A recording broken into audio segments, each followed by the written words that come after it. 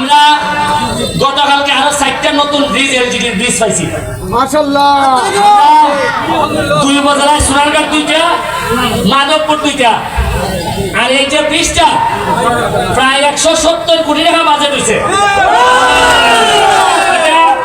রাস্তা বড় হইব, বিশাল বড় ব্রিজ হইব, আর এখান থেকে জায়গা হয় একবার করবো কইরা এটা একটা রীতিমতো আমরা এই ব্রিজের উপরে খানুইয়া সারা বিকাল আপনারা খাটাইতে হবে, এমন ভাবে বড় ভাবে ব্রিজ হইতেছে। এখানের মধ্যে পর্যটন, এই যে রাস্তাটা চন্ডির থেকে সানপুর থেকে একবারে তেলিয়াপাড়া পর্যন্ত, আমরা সবচেয়ে বড় একটা কাজ করতেছি।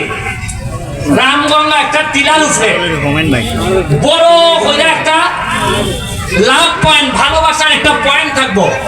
এটার মধ্যে লেখা থাকবো যে হ্যাঁ সূর্যাস্ত হইব, লেখা থাকবো ভালোবাসি সোনারগাঁকে। এটা অসম্ভব সুন্দর হইব। এটা আমি মালয়েশিয়াকে দেখছিলাম।